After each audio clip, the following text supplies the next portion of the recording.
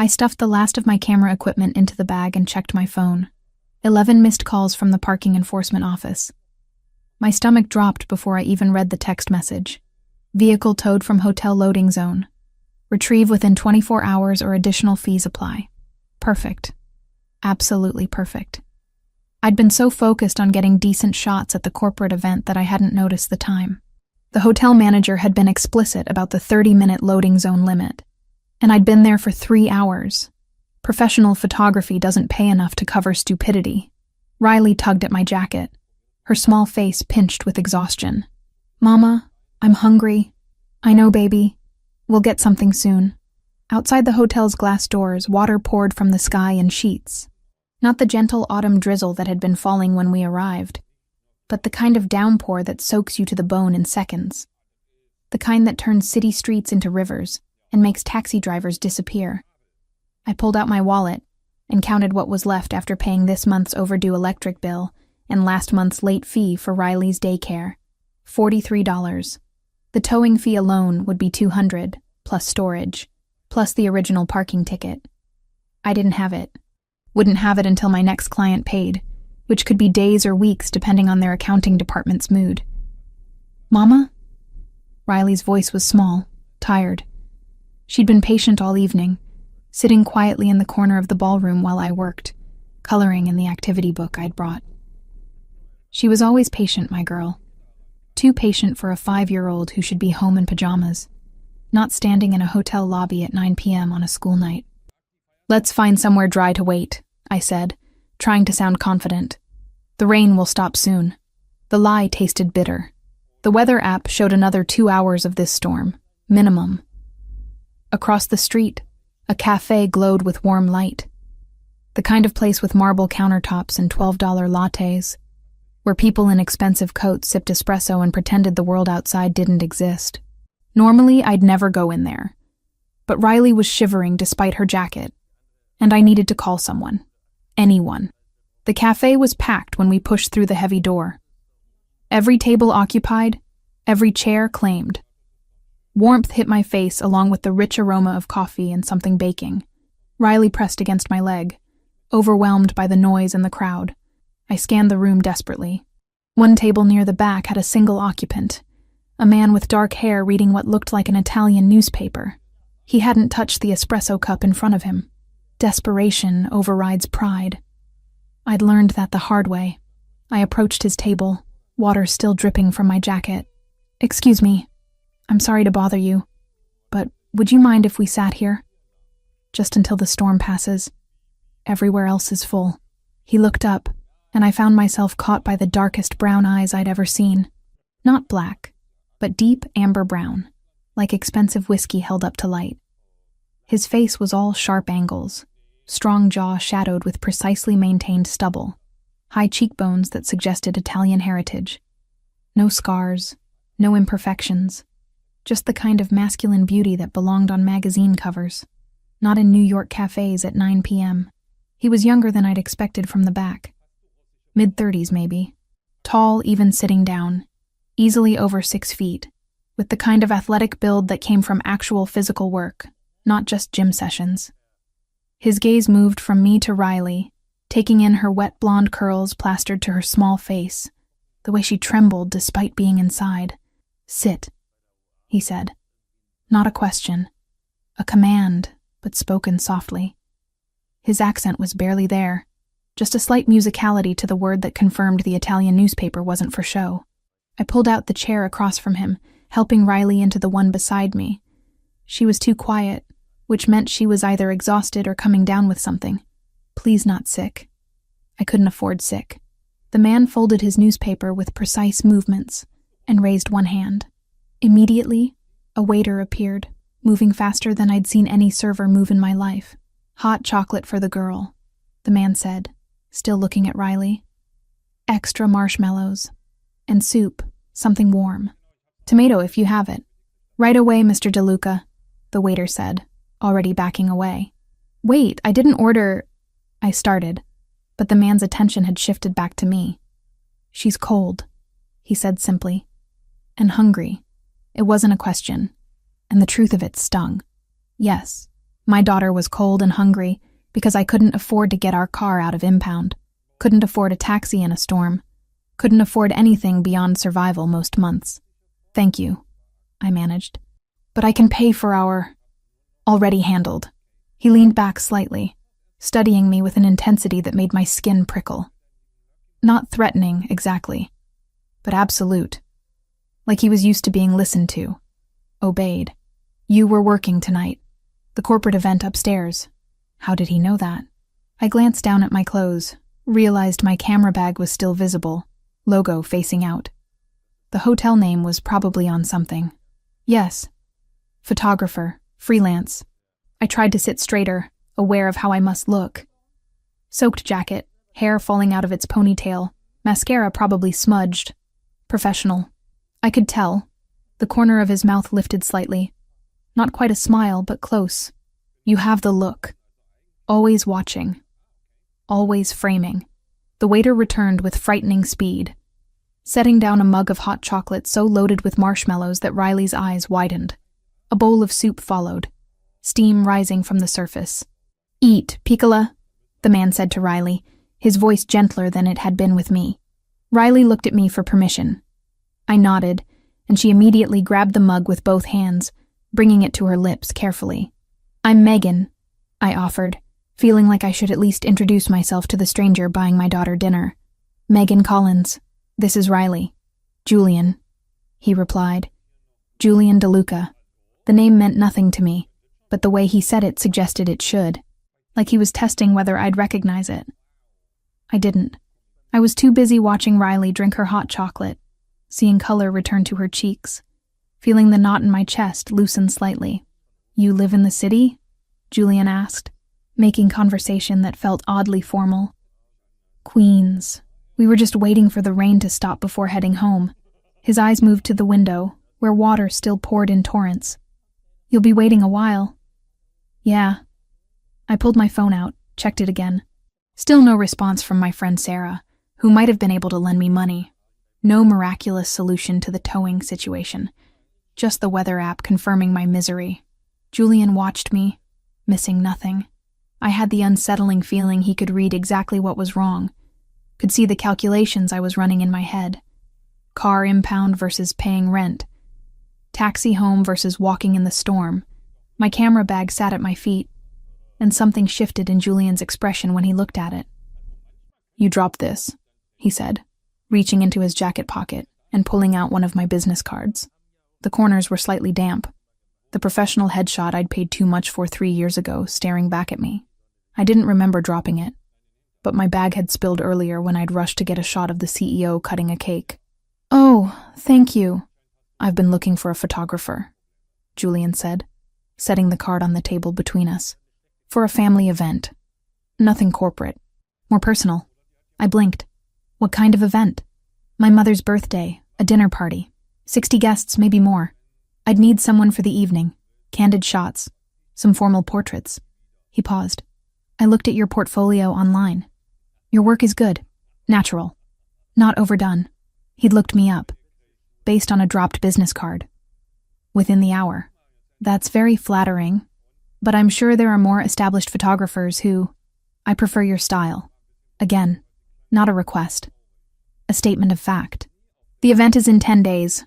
I can offer an advance on the booking if that would help with scheduling. 10 days. That was fast, but not impossible. And an advance meant money now, which I desperately needed. What kind of advance? The question came out more blunt than I intended, but subtlety felt pointless. Julian named a figure that made my breath catch. It was more than I usually charged for an entire event, and he was offering it up front. That's generous, I said carefully, suspicion creeping in. Very generous for a photographer you just met. I make decisions quickly. His gaze held mine, and I pay well for quality work. Is that a problem? Yes, screamed every instinct I'd developed over the past 2 years of struggling alone. When something seems too good to be true, it is. When strange men offer money, they want something in return. When opportunities fall into your lap, they're usually traps. But Riley was drinking hot chocolate, warm and safe, And I owed $200 to get our car back and had $43 to my name. No, I heard myself say. Not a problem. Julian pulled out his phone, tapped something, then looked back at me. I'll need your number. My driver will pick you up tomorrow to see the venue, discuss specifics. I gave him my number, watching as he entered it with the same precise movements he'd used to fold his newspaper. Everything about him was controlled, measured. The advance will be transferred tonight, he said. You should see it in your account by morning. You don't even have my banking information. Your business card has your website. Your website has your payment portal. He said it like it was obvious, which it was, but it still felt invasive. Like he'd already looked too deeply, learned too much. The soup bowl in front of Riley was half empty, and she was starting to slump in her chair, exhaustion winning over hunger. We should go, I said, even though the rain hadn't let up. Let you have your table back. I'll drive you. I started to refuse automatically, but Julian was already standing, pulling on a black coat that looked like it cost more than my monthly rent. I stopped myself from making the comparison, from cataloging the obvious wealth gap between us. It didn't matter. This was business. That's not necessary. I tried anyway. It's pouring. You have no car. You have a tired child. He stated facts, not arguments. I have a car and a driver. It's practical. He wasn't wrong, and my options were limited to non-existent. I nodded, too tired to keep fighting. Julian walked to the counter, spoke briefly with the man behind it. Money changed hands, though I didn't see how much. When he returned, he held Riley's jacket, which had been hanging on her chair. Come, Piccola, he said quietly, helping Riley into the jacket with surprising gentleness. Time to go home. Riley looked up at him with sleepy curiosity. Are you a prince? The question caught him off guard. For the first time since we'd sat down, his expression shifted into something almost human, almost warm. Why would you think that? He asked, crouching to be at her eye level. You're in a castle, Riley said, waving vaguely at the elegant cafe. And you're helping us. Like in stories. Julian's mouth curved into a genuine smile, and it transformed his entire face. Made him look younger, less intimidating. Not a prince, he said. Just someone who doesn't like seeing people cold and hungry. Outside, a black car waited at the curb. Not a taxi, not an Uber. A sedan with tinted windows and a driver who appeared the moment we stepped onto the sidewalk, holding an umbrella. The driver opened the rear door without speaking, his movements efficient. He was built like a wall, broad-shouldered and solid, with the kind of watchful eyes that suggested military or security background. I hesitated at the car door, some primal part of my brain screaming warning. Getting into cars with strangers. Rule number 1 of staying safe in the city. But Riley was already climbing in, drawn by the dry warmth, and Julian was waiting patiently, rain soaking his shoulders. I got in. The interior smelled like leather and something woody, expensive. Cedar, maybe, or sandalwood. Julian slid in beside me, maintaining a careful distance, while Riley curled up on the far seat, her head already drooping. The driver pulled away from the curb smoothly, and we merged into the sparse late-night traffic. I gave him my address in Queens, and if he found it unimpressive compared to wherever Julian DeLuca lived, he didn't show it. The silence in the car felt heavy. I stared out the window, watching the city blur past, trying to make sense of the evening, trying to convince myself this was normal, just a lucky break. Nothing more complicated. Julian didn't speak, didn't pull out his phone, didn't do anything but exist in the space beside me with that same controlled stillness. Halfway through the drive, Riley's small voice broke the quiet. Do princes have castles? Julian glanced at her, then at me, something like amusement in his dark eyes. Some do, he told her. Do you have a castle? Something like that. Riley absorbed this information seriously. Mama says castles aren't real anymore, that they're just in books. Your mother is very wise, Julian said. But he was looking at me now, not Riley. But sometimes reality surprises us. I didn't know what to say to that, so I said nothing. The car pulled up to my building 40 minutes later, the rain finally starting to ease. It looked exactly like what it was. A worn-down apartment complex in a neighborhood that had seen better decades. Graffiti on the walls, broken security light, trash collecting in corners. Julian's expression didn't change as he took it in, which somehow made it worse than if he'd shown disgust.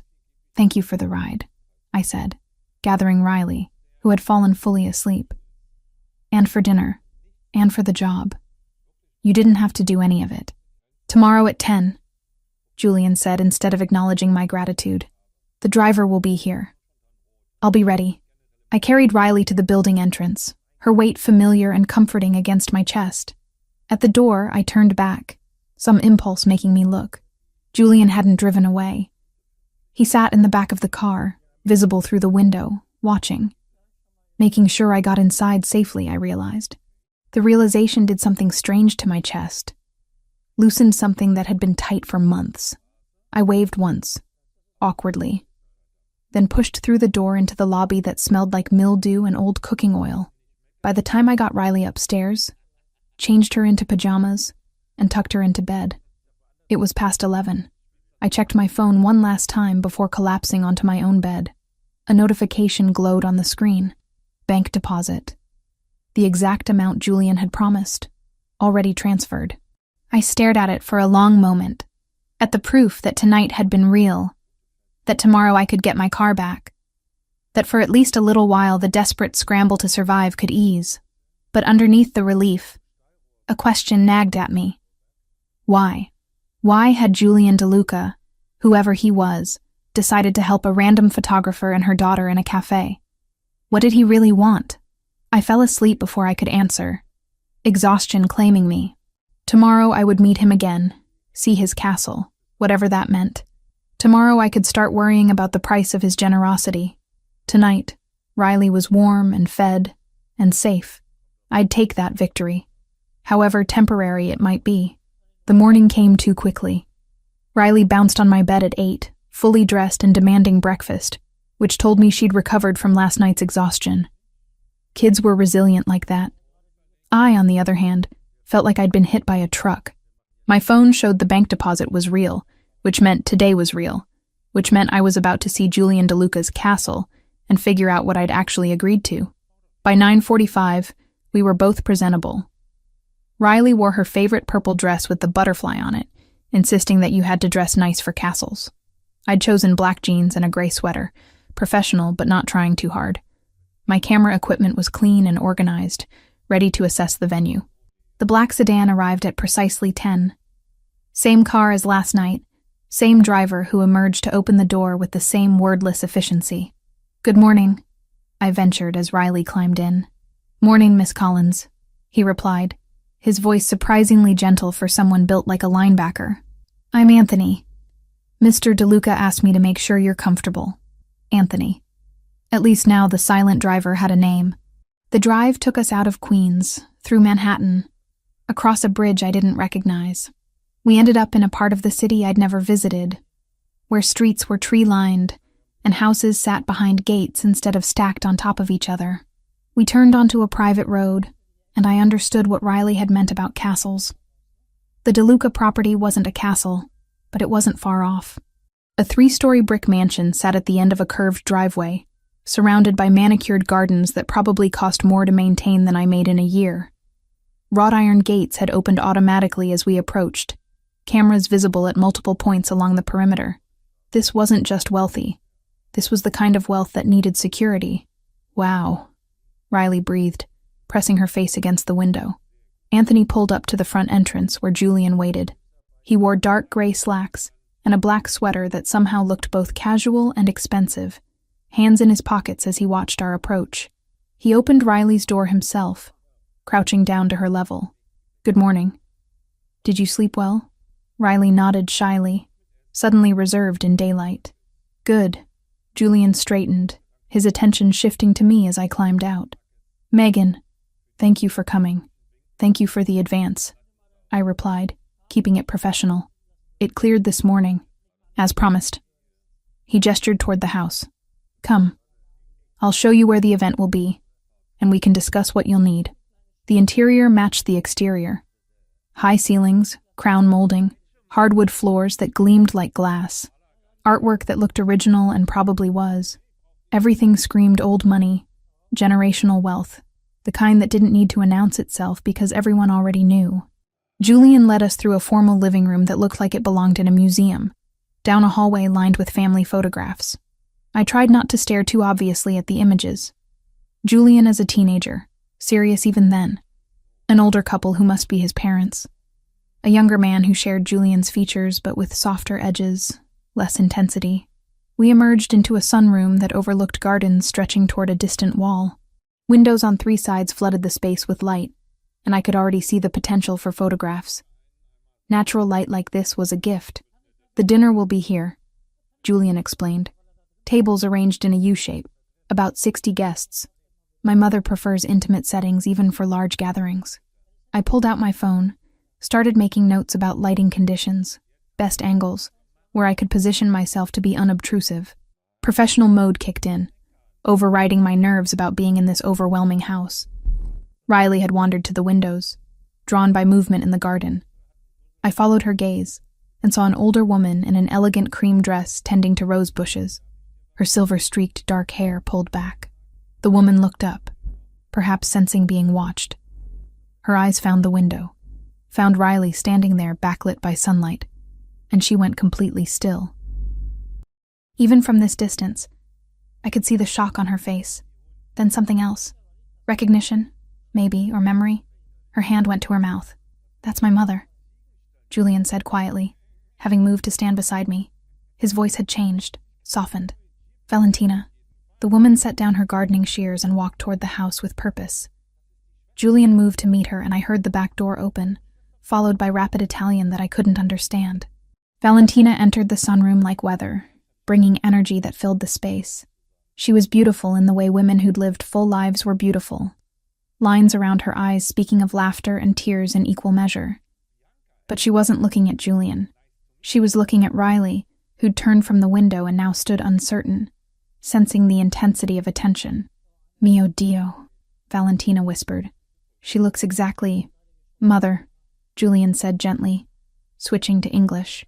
"This is Megan Collins, the photographer I told you about, and her daughter Riley." Valentina blinked, seemed to remember herself. She turned to me, offered a warm smile that didn't quite reach her eyes, which kept drifting back to Riley. "Forgive me," she said, her accent stronger than Julian's. "You must think me strange. It's just, you remind me of someone, Kara." This last part was directed at Riley. "My granddaughter," Julian supplied quietly, answering my unasked question. "Sophia. We lost her 10 years ago." The weight of that statement settled over the room. I looked at Riley, seeing her through Valentina's eyes. Blonde curls, small frame, probably the same age. The same innocence that made the world seem safe when it wasn't. "I'm so sorry," I said. Inadequate words for immeasurable loss. Valentina waved it away, but her eyes were bright. "It was long ago, but seeing your daughter," she trailed off, then seemed to gather herself. "You will stay for lunch, yes? Both of you, I insist." Julian opened his mouth, probably to explain that we were here for business, but Valentina's expression brooked no argument. This was a woman used to getting her way. "We don't want to impose," I started. "You're not imposing. You're accepting hospitality." Valentina's smile became genuine. "Please. It would make me very happy." Riley looked up at me hopefully. She'd been so good lately, so patient with all the upheaval in our lives. "One lunch wouldn't hurt." "Okay," I agreed. "Thank you." Valentina beamed, then held out her hand to Riley. "Come, Piccola, you can help me set the table. Do you know how to fold napkins?" Riley shook her head but took Valentina's hand without hesitation. My daughter, who was usually shy around strangers, following this elegant woman like they'd known each other forever. I watched them go, feeling something twist in my chest. "She's safe," Julian said, reading my tension. My mother would die before letting harm come to a child in her care. The phrasing was odd, specific, like he'd considered exactly that scenario. "Tell me about Sophia," I said, instead of addressing that strangeness. Julian moved to the windows, looking out at the garden. She was 4, my brother Christopher's daughter. There was an incident, a territorial dispute with a rival organization. Sophia was caught in the crossfire. Rival organization. Not rival company, not competing business. Organization. The word choice confirmed what I'd started suspecting last night. What kind of business are you in, Julian? He turned to face me, expression unreadable. Import and export, logistics, security consultation, various interests. All technically legitimate, all vague enough to mean anything. And the organizations you have disputes with? Competitors who don't believe in civilized negotiation. His tone made it clear the topic was closed. Come, let me show you the rest of the venue while my mother commandeers your daughter. We spent the next 30 minutes discussing lighting, timeline, shot lists. I tried to focus on the work, to ignore the way Julian's presence seemed to fill whatever room we were in. He was attentive to details, asked intelligent questions about composition, and candid versus posed shots. He also, I noticed, always positioned himself between me and doorways, always kept track of exits, always seemed aware of every sound in the house. This was a man who lived expecting danger. A crash from somewhere in the house made us both turn. Raised voices followed, one of them slurred and angry. Julian's entire demeanor changed. The polite host vanished, replaced by something colder, harder. Stay here. He left before I could respond, moving with purpose toward the commotion. I absolutely did not stay there. I followed, keeping distance but needing to know what was happening, where Riley was. The voices led to a formal dining room where Valentina stood with rigid posture, Riley behind her, and a younger man swayed in the doorway. He had Julian's coloring but softer features, less defined, handsome in a boyish way, though that effect was ruined by bloodshot eyes and rumpled clothes that suggested he'd slept in them. She's replacing her, the man slurred, pointing at Riley. You're replacing Sophia with some random kid off the street. Christopher, Valentina said, voice sharp as a blade. You're drunk. At noon. Again. So this was the brother. The one who'd lost his daughter. So what? Christopher laughed bitterly. At least I feel something. At least I'm not pretending everything's fine, having birthday parties and playing happy family with strangers. Julian appeared in the doorway behind Christopher, and the temperature in the room seemed to drop 10 degrees. Out, Julian said. One word. Quiet, but absolute. Christopher spun, nearly lost his balance. Oh, big brother's here. Come to throw me out of the house our father left to both of us? Father left the house to me. He left you an allowance you've drunk through twice over. Julian's voice was flat, factual. You have 30 seconds to leave on your own, or Anthony will help you. As if summoned, Anthony appeared at Julian's shoulder. Christopher took in the bigger man's impassive expression and seemed to deflate. This is what we've become, Christopher said, looking between Julian and Valentina. Father would be ashamed. Father would be ashamed of what you've made yourself, Valentina replied, sadness underlying the anger. Now go. Sleep it off. Christopher left, stumbling slightly. Anthony followed at a discreet distance. The silence that followed was heavy. Riley had pressed herself against Valentina's legs, and the older woman stroked her hair absently, comforting them both. Julian's jaw was tight, hands fisted at his sides. This was costing him, I realized. Watching his brother self-destruct, being unable to fix it. I'm sorry you had to see that, Valentina said to me to Riley. Christopher, he's been unwell since we lost Sophia. 10 years. The girl had been gone 10 years and her father was still drowning in grief. We should go, I said quietly. This is family business. We're intruding. No. Valentina's response was immediate. Firm. You stay. We eat lunch like civilized people. Christopher doesn't get to ruin this too. It wasn't really a request. I nodded, not knowing what else to do. Lunch was surprisingly pleasant despite the earlier scene. Valentina had made pasta from scratch, served with bread that melted in your mouth and vegetables from the garden. Riley ate without complaint, drawn out of her shell by Valentina's gentle attention and questions about school, friends, favorite colors. Julian remained quiet, watchful. He'd positioned himself where he could see both the door and Riley, that protective instinct on full display. Midway through the meal, Valentina asked, Would you do me a favor? An old woman's indulgence? Of course, I said, though wariness crept in. Would you take a photograph of Riley? For my desk? Valentina's eyes were hopeful, vulnerable. I know it's odd to ask, but she has brought light into this house today, and I would like to remember it. I looked at Riley, who shrugged, unbothered. Sure, Mama. Okay, I agreed, pulling out my camera. Riley, stand by the window there. I took several shots of my daughter backlit by garden sunlight, her blonde curls glowing, expression open and sweet. When I showed Valentina the preview, the older woman's eyes filled with tears. Perfect, she whispered. Grazie. After lunch, Julian walked us to the car. Riley ran ahead with Anthony, chattering about the roses in the garden. I apologize for Christopher, Julian said as we walked the curved driveway. He's complicated. He lost his daughter. That's not complicated, that's devastating. It is, but it doesn't excuse everything else. Julian stopped walking, turned to face me. Megan, I want you to have my number, my personal line, not the business one. He pulled out his phone, showed me a different number than the one from last night. I added it to my contacts, wondering why a photographer would need the personal line of a client whose family drama included day drinking and mysterious organizations. If you ever need anything, Julian continued, and I mean anything, you call that number, day or night. It doesn't matter what it is.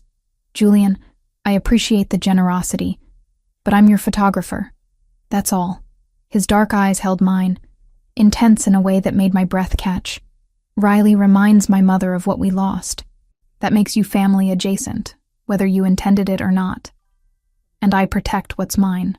The possessiveness in that statement should have alarmed me. Instead, it made something warm unfurl in my chest, unwanted and dangerous. I'll keep that in mind, I managed. Anthony had the car running, Riley already buckled in. Julian opened my door, waited until I was settled. I'll send you the final details for the event, he said. And Megan? Thank you. My mother smiled today, genuinely. She hasn't done that in longer than I care to admit. The door closed before I could respond, and we pulled away from the mansion, from the gardens, from the man who'd somehow become more than a client in less than 24 hours. Riley talked nonstop about Valentina, the house, the pasta. I made appropriate noises, my mind elsewhere. On the way out, just before reaching the gates, I'd seen something. Men unloading wooden crates from a truck, Cyrillic lettering visible on the sides. Russian markings, unless I was mistaken. Import and export, Julian had said. But what kind of importing required that level of security, that kind of secrecy? I didn't ask. Didn't want to know the answer, because knowing would mean I'd have to make a choice about whether to keep taking Julian DeLuca's money, keep accepting his protection. Riley was safe, well-fed, happy. I had work, income, breathing room for the first time in months. Sometimes ignorance was the better option. Anthony dropped us at home 20 minutes later. As I carried Riley upstairs for her nap, my phone buzzed. A message from Julian. My mother wants to know if Riley would like to come back for dinner this week. No work obligations, just family time. Let me know. I stared at the text for a long moment. Crossing lines, getting involved, letting my daughter attach to people who lived in a world I didn't understand. All the logical reasons to decline lined up in my head. But I thought of Valentina's smile, genuine and warm, of Julian's quiet protection, of Riley laughing for the first time in weeks. Thursday works, I texted back. His response was immediate. Thursday, it is. I'd worry about consequences later. For now, I'd take the light where I could find it, even if it came from a source I couldn't fully trust. The week between that lunch and Valentina's birthday party passed in a blur of work and anxiety. Riley asked daily when we'd see Valentina again, and I couldn't quite explain the knot in my stomach every time Julian's name came up in conversation. Thursday arrived with clear skies, and my camera equipment meticulously organized. Anthony picked us up at 6, Riley dressed in her butterfly dress again, chattering about whether there would be cake. There will definitely be cake, Miss Riley, Anthony said, the first time I'd heard him volunteer information. Mrs. DeLuca's favorite. Chocolate with raspberry filling. The mansion looked different at night. Lights illuminated the facade, making it glow against the darkening sky. Cars lined the circular drive. Expensive models I couldn't name but recognized as the kind that required six-figure investments. Julian met us at the entrance, wearing a charcoal suit that fit him like it had been built around his body. Probably had been. His dark eyes swept over us, lingering on Riley for a moment before settling on me. "You came," he said, as if there'd been doubt. "You're paying me to," I replied, keeping it professional. "Where would you like me to start?" "My mother wants to see Riley first. Then you can begin shooting." He gestured inside, where voices and music drifted from deeper in the house. "The guests are arriving." Valentina appeared almost immediately, resplendent in a midnight blue dress that probably cost more than my car had. Her face lit up when she saw Riley, and my daughter ran to her without hesitation. "Cara mia," Valentina said, embracing Riley. "Come, I want you to meet some people. Your mama will work, but you stay with me, yes?" Riley nodded enthusiastically, and they disappeared into the crowd before I could protest. Julian must have seen the concern on my face. "She's safer with my mother than anywhere else in this house. Valentina will guard her like a treasure." There was something in his tone, a weight to the words that suggested he meant it literally. I pulled out my camera, adjusted settings for the indoor lighting, and started working. The sunroom had been transformed into an elegant dining space. 3 long tables formed a U-shape, set with crystal and silver that caught the light from dozens of candles. Flowers I couldn't name spilled from centerpieces, their scent subtle but present. The guests were arriving in clusters. Men in dark suits, women in cocktail dresses and jewelry that didn't come from department stores. They moved with the easy confidence of people who'd never worried about money, never counted pennies to afford groceries. But underneath the elegance, I started noticing things. The way certain men positioned themselves near exits. The bulges under jackets that weren't from wallets. How conversations would pause when I moved close with my camera, resuming only after I'd passed. These weren't business executives or wealthy socialites. Or rather, they were those things. But they were something else, too. I captured candid shots of guests mingling, of Valentina laughing with an older woman, of the tables being filled with dishes that made my mouth water. Through my viewfinder, I watched how people deferred to Julian. Not obviously, not obsequiously, but with respect that bordered on wariness. He wasn't just the host. He was someone they didn't dare cross. The dinner itself was elaborate, course after course, wine flowing freely, toasts in Italian and English. I moved around the perimeter, trying to be invisible while documenting everything. Riley sat beside Valentina at the head table, eating carefully and clearly on her best behavior. During the main course, I caught movement through a doorway. Christopher stood in an adjacent room with 2 men I didn't recognize. Their body language was wrong, tense and confrontational. I shifted position, trying to appear like I was just looking for a better angle while keeping them in my peripheral vision. Christopher's voice carried despite obvious attempts to keep it low. "The shipment from the Russians is late. 3 days now. Kozlov is getting impatient." Russians, Kozlov, shipment. The pieces clicked together with sickening clarity. The security, the deference, the careful vagueness about Julian's business. "Import and export," he'd said. But not the legal kind. One of the men with Christopher noticed me. His expression hardened, and he said something sharp in Italian. Christopher's head snapped toward me, and for a moment our eyes met. I turned away immediately, heart hammering, and focused my camera on the dessert being served. Act natural. Act like you heard nothing, saw nothing. The rest of the dinner passed in a haze. I went through the motions, capturing the cake being brought out with its candles, Valentina's delighted expression, the group singing in Italian. But my hands shook slightly, adrenaline making my pulse too fast. Julian DeLuca wasn't just wealthy. He was exactly what every instinct had been warning me about since that first night in the cafe. He was Mafia. And I'd walked my daughter straight into his world. After the cake, guests began mingling again. I found Riley still with Valentina, now helping the older woman open presents. My daughter was safe, happy, completely oblivious to the revelation currently tearing apart my carefully maintained composure. The photographs, Julian's voice came from behind me, making me jump. Are they satisfactory? I turned, camera clutched like a shield between us. They're fine. Good lighting, emotional moments. Your mother will be pleased. He studied me with those dark, penetrating eyes. But you're not pleased. I'm just the photographer. My opinion doesn't matter. You're a terrible liar, Megan.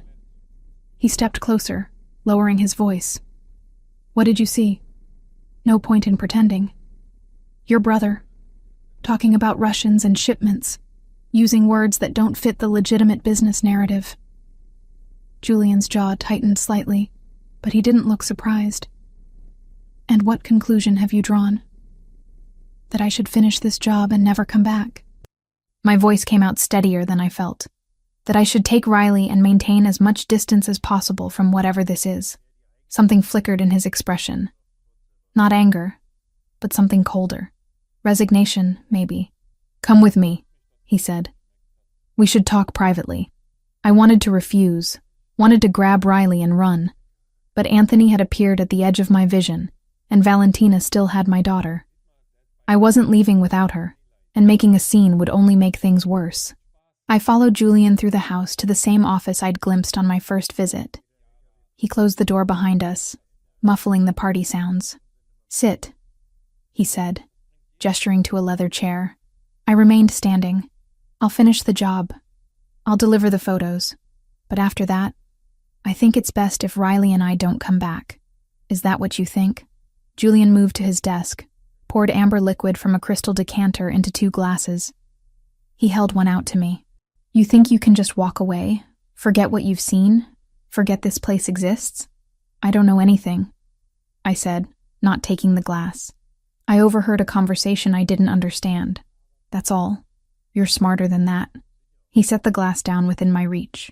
You know exactly what you saw. What we are. What I am. The admission hung in the air between us, heavy with implications. Then let me go, I said quietly. I won't say anything. I have no reason to.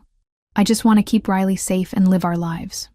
Julian leaned against his desk, regarding me steadily. Are you afraid of me now? Afraid I'll hurt you or Riley? I should have lied. Should have said no, minimized the threat. Instead, truth spilled out. Yes, I'm afraid. Not that you'll hurt us directly, but that being anywhere near you puts us in danger we can't survive. He nodded slowly, as if I'd confirmed something. Good. Fear is healthy. It means you understand the reality of my world. So you'll let us go? I didn't say that. He picked up his own glass, swirled the liquid. You've been in my home twice now. You've seen my family, my associates. You know where I live, what kind of security I maintain. You've photographed faces of men who prefer anonymity. Cold dread settled in my stomach. So what? I'm a security risk? You're going to make sure I disappear? Don't be dramatic. Julian took a sip of his drink. I'm saying you're connected to me now, whether you like it or not. And that means you're under my protection. I don't want your protection. You have it anyway. His tone left no room for argument. The world I operate in. Knowledge is leverage. People might try to use you to get to me. Or your daughter. That's not a threat from me, that's reality. So you accept my protection. Or you put yourself at risk trying to refuse it. I wanted to argue. To tell him he was wrong. But the cold logic made horrible sense. What does that mean, practically? I managed. It means you have my number. You use it if there's ever a problem. Any problem. It means Anthony or someone else will occasionally check on you. Make sure you're safe. It means that if anyone ever threatens you or Riley, you call me immediately. And in return, you live your life. You work. You raise your daughter. You do whatever makes you happy. He set down his glass. The only requirement is discretion about what you've seen here. But I don't think that will be a problem. It was a cage, but a gilded one. Protection that doubled as surveillance. Kindness that carried obligation. I need to get Riley, I said. Not agreeing, but not refusing either. It's late. Julian moved to the door, opened it. I'll have Anthony bring the car around. Your payment is in an envelope on the entry table. There's a bonus included. I followed him back to the party. which had thinned but not ended. Valentina still had Riley, now showing her a photo album. When she saw us approaching, the older woman's expression turned knowing. "It's time for us to go," I said, keeping my voice gentle. "Say goodnight to Valentina." Riley hugged Valentina with the easy affection of a child who didn't understand complications. "Thank you for my cake. Come back soon, Piccola," Valentina said, kissing Riley's forehead. Then she looked at me, and something in her eyes suggested she knew exactly what conversation Julian and I had just had. "Both of you." Outside, the night had grown cold. Riley climbed into the back seat of the waiting car, immediately curling up. She'd fall asleep before we left the driveway. Julian held my door open, waiting. Before I got in, he spoke quietly. "You asked me to tell you about Sophia." I paused, half in the car. She was Christopher's daughter. 4 years old, blonde curls like Riley. His voice was carefully controlled, emotion locked down tight. 10 years ago, I had a territorial dispute with a Russian organization, the Kozlov family. They wanted our port operations. I refused to negotiate. He looked past me, at nothing. They retaliated by targeting a restaurant we owned. Sophia was there with her mother for lunch. The gunman didn't care about collateral damage. Sophia died instantly. Her mother survived but never recovered. She killed herself 2 years later. I felt cold despite my jacket. Julian. I was 24. I'd just taken over from my father 6 months earlier. I thought I was invincible, that my name alone would protect my family. His eyes met mine, and the pain there was raw, real. I learned otherwise, and I swore I would never, ever let anyone in my care be vulnerable again. The implication was clear. Riley reminded them of Sophia.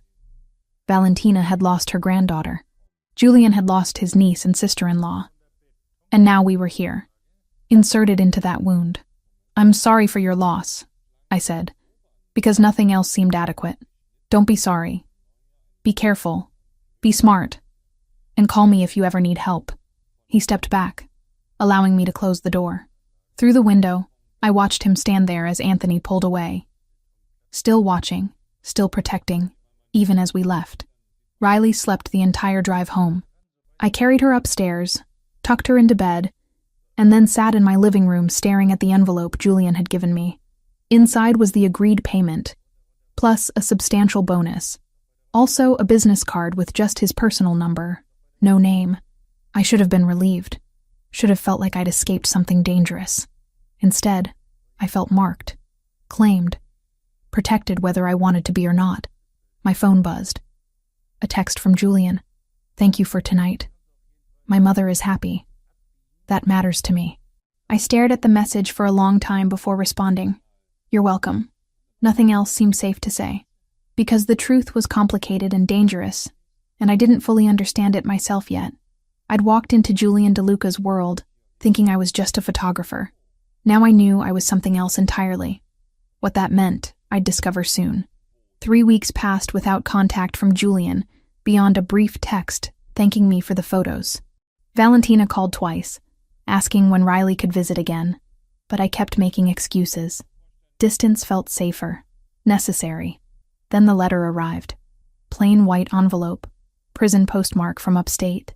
My hands shook as I opened it, already knowing who it was from before I saw Ryan's handwriting. "Megan, my lawyer says I'll be out in 2 weeks. Early release for good behavior. We need to talk about Riley. She's my daughter too. My family has hired representation to file for shared custody. You can't keep her from me. See you soon. Ryan." The words blurred as panic flooded my system. Ryan, getting out, coming for Riley. I'd spent 8 months believing distance and prison walls kept us safe. 8 months rebuilding our lives without looking over my shoulder. And now he was coming back. Riley was at kindergarten. Wouldn't be home for another 3 hours. I had time to figure this out. Time to breathe. Except I couldn't breathe. I called the legal aid office I'd used when filing the original restraining order. Got transferred 4 times before reaching someone who could help. "Custody cases are complicated," the attorney said. Her voice professional, but not unkind. "Especially when the father has financial resources. Does he? His family does. They never approved of me. They'll pay whatever it takes." Then you need proper representation. Our office handles criminal matters, but custody requires specialized lawyers. I can give you some referrals, but they're not cheap. How not cheap? Retainer starts around $15,000. More if it goes to trial. $15,000. I had maybe $3,000 in savings from Julian's jobs. Not even close. I thanked her and hung up, then spent the next hour calling the referrals. Every conversation ended the same way. Without a substantial retainer, no one would take my case. Ryan's family money meant this would be a fight, and fights cost resources I didn't have. By the time I picked Riley up from school, I'd exhausted every option I could think of. My daughter climbed into our car, chattering about finger painting and playground politics, oblivious to the crisis swirling around her. "Mama, why are your eyes red?" "Just tired, baby." I forced a smile. Long day. At home, I made dinner mechanically. Mac and cheese from a box, carrot sticks, apple slices. Riley ate while I pushed food around my plate, my mind racing through impossible scenarios. Ryan would get shared custody. Or worse, full custody. He had money, family support, a clean record since his release would prove rehabilitation. I had a restraining order based on incidents from 2 years ago and a job photographing events. No judge would see us as equal. After putting Riley to bed, I sat in my living room staring at my phone. At the contact labeled Julian DeLuca, personal. I shouldn't call. Getting more entangled with him was dangerous, stupid. I should handle this alone, but Riley's face kept flashing through my mind. Her trusting smile, her small hand in mine, the way she still sometimes had nightmares about the shouting matches before we left. I couldn't let her go back to that. My finger pressed the call button before I could change my mind.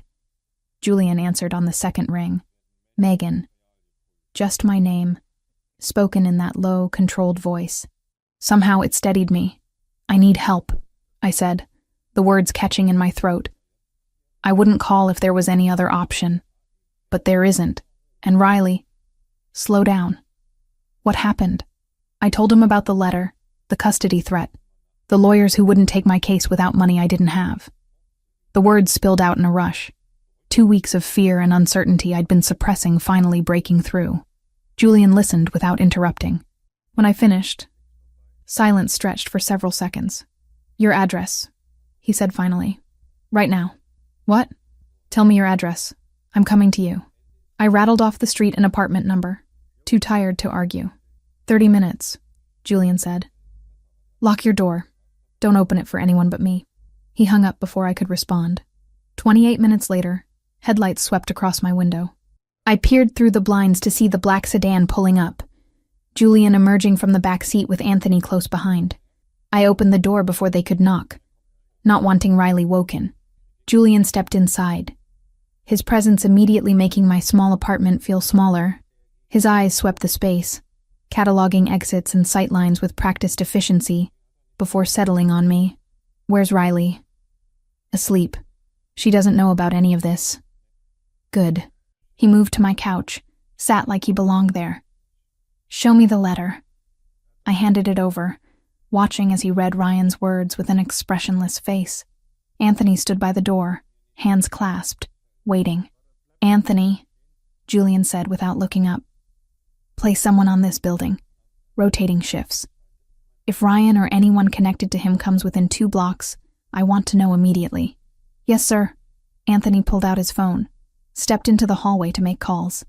"Wait," I protested. "You can't just station people outside my apartment.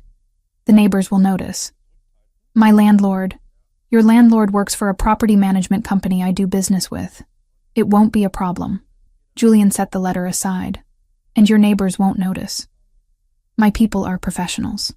The casual way he rearranged my life should have infuriated me. Instead, I felt something loosen in my chest. Someone was taking control, handling things I couldn't handle alone. "What about the custody case?" I asked. "Guards outside won't stop a court order." "No, but lawyers will." Julian pulled out his phone, scrolled through contacts. "I have a firm on retainer, family law specialists. They handle sensitive matters for my associates." "Julian, I can't afford—" "You're not paying." He held up a hand, cutting off my protest. This is personal. Riley reminds my mother of Sophia. More than that, she's brought light back to Valentina's life. That makes her important to me. I can't accept charity. Something dangerous flickered in his eyes. It's not charity. It's protection. Do you understand the difference? I did. Charity implied kindness without strings. Protection meant obligation, ownership. What do you want in return? Julian studied me for a long moment. Honesty. If Ryan contacts you again, you tell me immediately. If anything threatens Riley, you call me before anyone else, including the police. Why not the police? Because the police have procedures, paperwork, delays. I don't. His voice was soft but absolute. Riley's safety is too important for bureaucracy. Anthony returned, nodding to Julian. Done. Martinez is already en route. Chang takes over at midnight. Good. Julian turned his attention back to me. Tomorrow morning, 10 a.m. My lawyers will meet you at their office. Anthony will drive you. I have a job. A client shoot at 11. Cancel it. I can't just... Megan. Julian leaned forward, his gaze intense. Your ex-husband is threatening to take your daughter. Everything else is secondary. Cancel the shoot. Anthony will take you to the lawyers. They'll handle the paperwork. And we'll shut down Ryan's custody claim before it gains traction. The certainty in his voice, the absolute confidence that he could fix this, made me want to believe him. Made me want to surrender control and let someone stronger handle the fight. Why are you doing this? I whispered. Really? Not the explanation about Valentina or Sophia. Why do you care what happens to us? Julian sat back, considering the question. When he spoke, his voice carried a weight I hadn't heard before. When Sophia died, I was young and arrogant. I thought my position, my name, would be enough protection. I learned otherwise. My niece paid for my mistakes with her life. His jaw tightened. I swore I'd never let that happen again. That anyone under my protection would have every resource, every advantage I could provide. But we're not under your protection. Not really. We're just people you met in a cafe. You became mine the moment I decided you were. Simple statement. No room for argument. Whether you accept it or not doesn't change the reality. Riley is safe because I've decided she's safe. You're protected because I've decided to protect you. The possessiveness should have terrified me. Instead, exhaustion and relief made me slump forward, elbows on my knees. I don't know how to thank you. Don't thank me. Just trust me. Julian stood, buttoned his jacket. Get some sleep.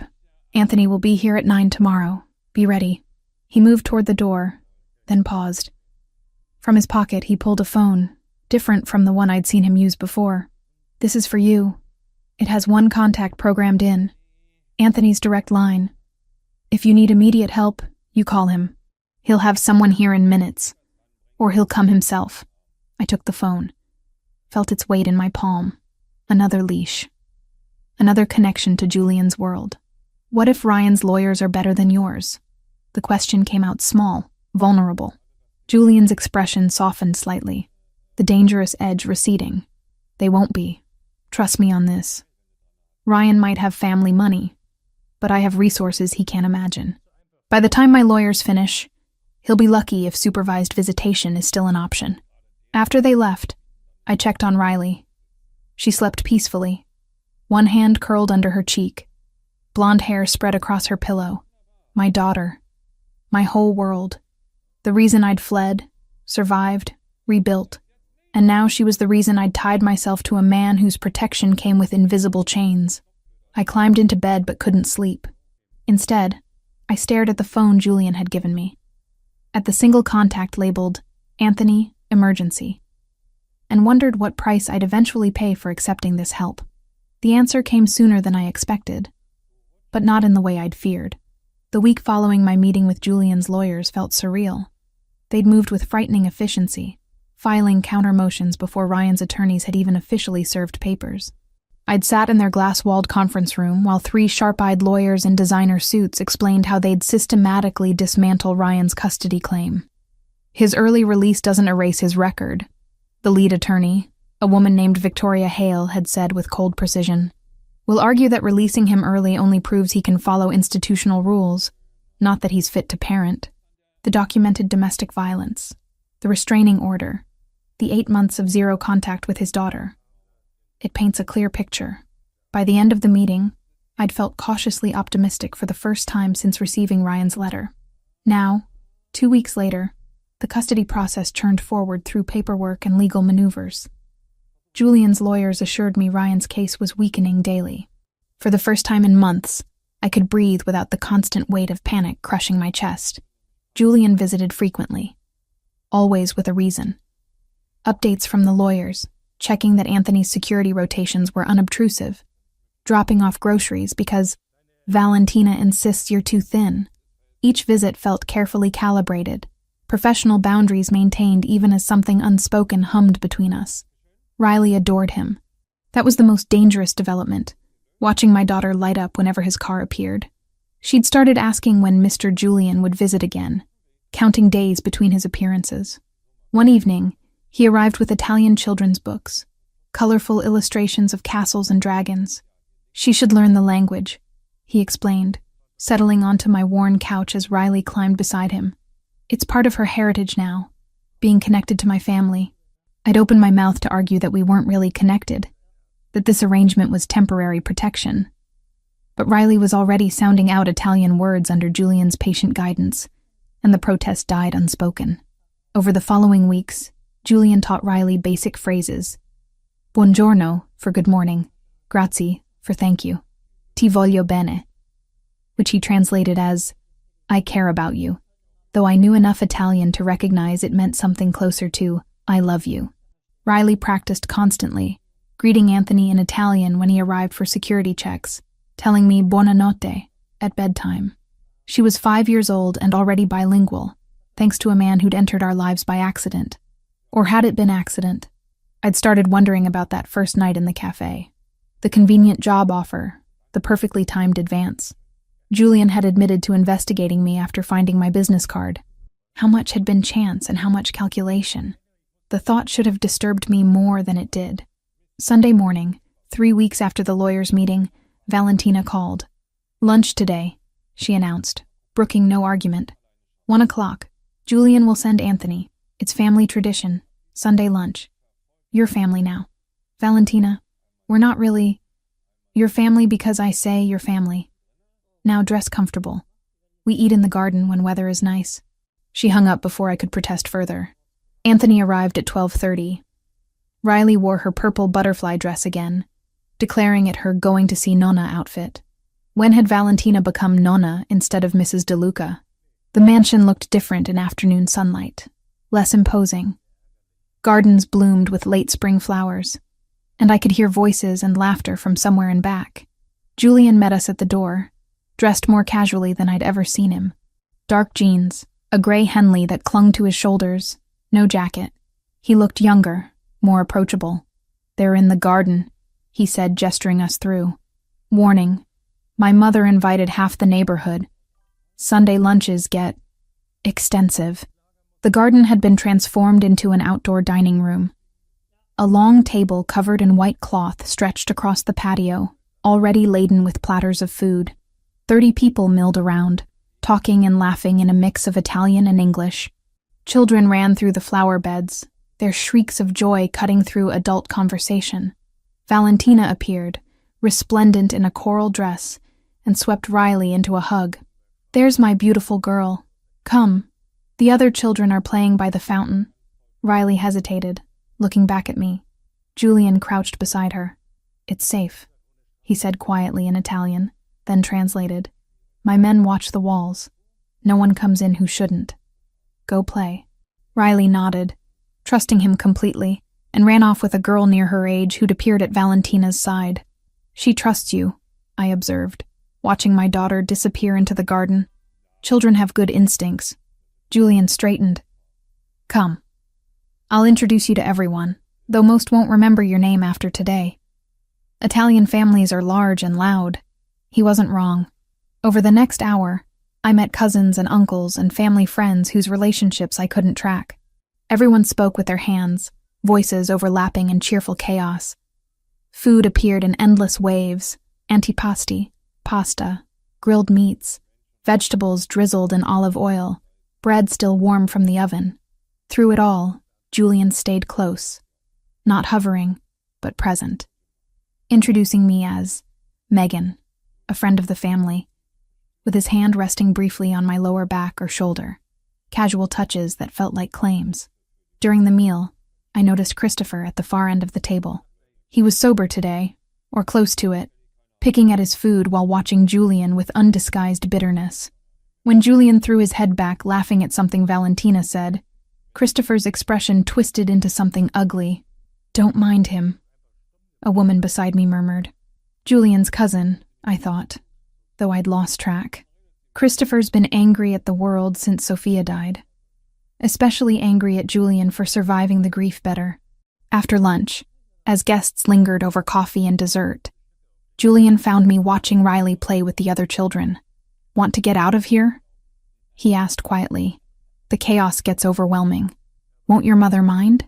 She'll be delighted. She's been trying to get me alone with you for weeks." The admission made heat rise to my face. Julian noticed, something that might have been amusement flickering in his dark eyes. "Ice cream," he said. "There's a place Riley will love."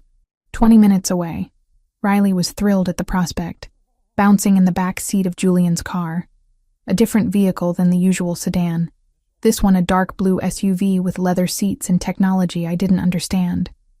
The gelato shop was small and family-owned, tucked into a neighborhood that felt frozen in another era. Julian knew the owner by name, spoke to him in rapid Italian, while Riley pressed her face against the glass display case. "She wants to try everything," I translated, smiling at my daughter's indecision. "Then she'll try everything," Julian replied simply, ordering a sampler of 6 flavors. We sat at an outdoor table, Riley methodically working through her gelato, while Julian and I pretended not to watch each other. The afternoon sun was warm, the street quiet. It felt almost normal, like we were just a family enjoying weekend ice cream. Except we weren't a family. We were a single mother, her daughter, and a man whose protection came with obligations I hadn't fully acknowledged. Riley's eyes grew heavy halfway through her second flavor. The long afternoon, the playing, the rich food. It all caught up to her at once. Julian noticed before I did. "Come on, Piccola," he said gently. "Time for a rest." He carried her to the car, settled her in the back seat where she immediately curled up and fell asleep. Instead of driving home, Julian pulled into a small park nearby and killed the engine. "She'll sleep better if we don't move," he explained, turning in his seat to face me. "We can wait." In the sudden quiet, with my daughter sleeping peacefully behind us, the barriers I'd maintained crumbled slightly. "Why are you really doing all this?"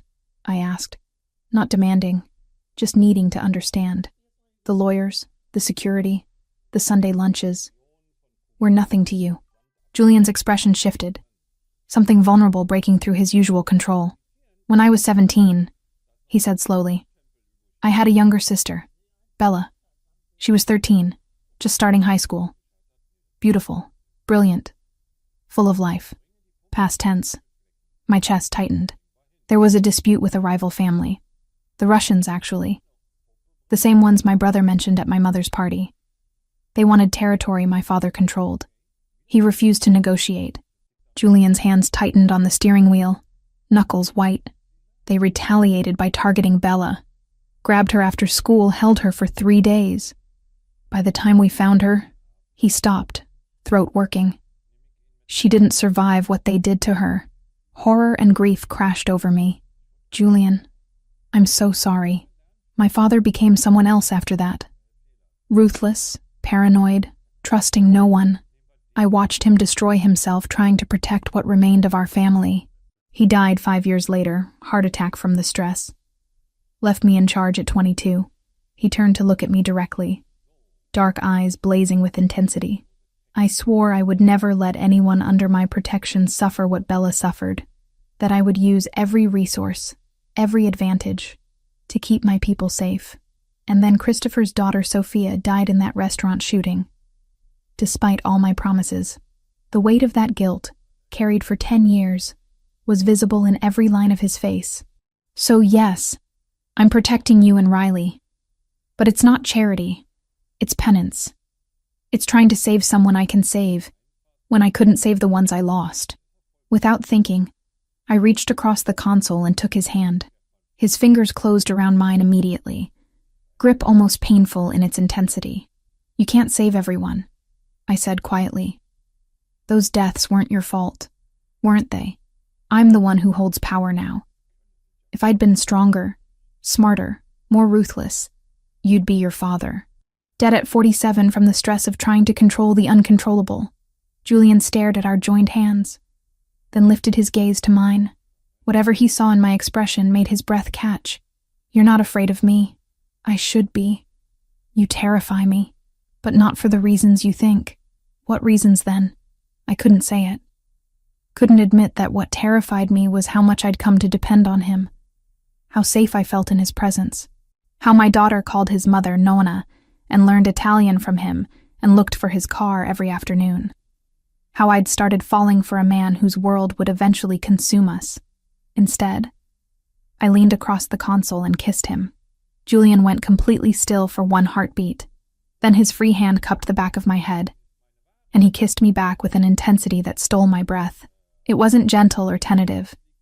It was claiming, demanding, 10 weeks of tension finally breaking free. I tasted desperation in that kiss. His and mine both. Two people who'd been alone too long, finding temporary refuge in each other. When we finally pulled apart, both breathing hard, Julian rested his forehead against mine. "This complicates things," he said roughly. "I know. You deserve better than this. Better than me. Maybe I get to decide what I deserve." He pulled back enough to meet my eyes. "If we do this, if we cross this line, there's no going back. You'll be mine in ways that go beyond protection. Do you understand that?" The possessiveness should have sent me running. Instead, it sent heat through my veins. "I understand." Julian kissed me again, softer this time, before reluctantly pulling away. "I should take you home. Riley needs her bed, not a car seat." The drive back was quiet, charged with unspoken promises and acknowledged complications. At my building, Julian walked us to the door despite Anthony's presence nearby. "I need a few days," he said, as Riley stumbled sleepily toward the elevator, "to handle some business that's been building. Anthony will maintain security, and the lawyers have everything under control. Is it dangerous, this business?" "It's always dangerous, but I'll be careful." He brushed his thumb across my cheek. "Call me if you need anything. I mean it." After they left, I carried Riley to bed and then stood at my window, watching the street below where one of Julian's men maintained watch from a discreet distance. I'd crossed a line today, acknowledged feelings I'd been denying, accepted that whatever was happening between Julian and me was more than convenience or protection. The question was what price we'd both pay for that acknowledgement. The text came at 3:47 in the afternoon, while I was editing photos from a wedding shoot. A video file, no words attached. My finger hovered over the screen, some primal instinct warning me not to open it. But mothers don't have the luxury of ignoring potential information about their children. I pressed play. Riley sat tied to a chair in what looked like an abandoned warehouse. Gray walls, concrete floor stained with God knows what.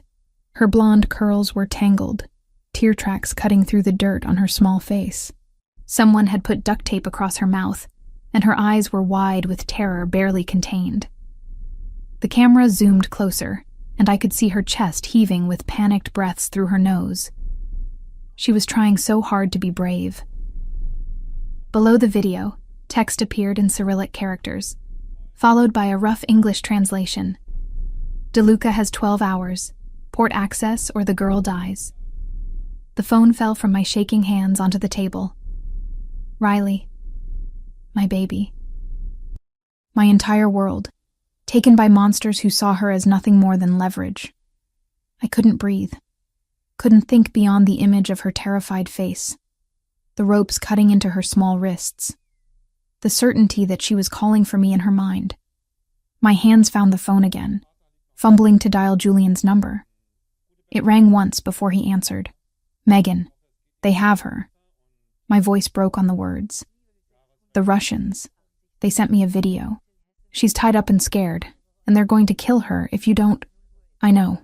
His voice was deadly calm. I received the same video 2 minutes ago. Where are you? Home. I'm at home.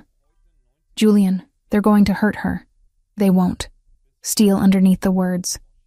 Not while she's valuable. Listen to me carefully. Lock your door. I'm sending Anthony to get you. 10 minutes. Pack nothing, just wait. I can't just wait. Megan. He cut through my rising hysteria. Every second you spend panicking is a second we're not moving. Trust me. I will get her back. The line went dead. I paced my small living room like a caged animal, checking the window every 30 seconds. 8 minutes later, Anthony's car screeched to a stop outside. I was down the stairs before he could get out. Where is she? I demanded, climbing into the passenger seat. We're working on it. Anthony pulled into traffic with controlled urgency. Julian's already mobilizing the team. The drive to Julian's mansion took 17 minutes that felt like 17 hours. My mind kept showing me that video on repeat. Riley's terrified eyes, the ropes, the cold warehouse.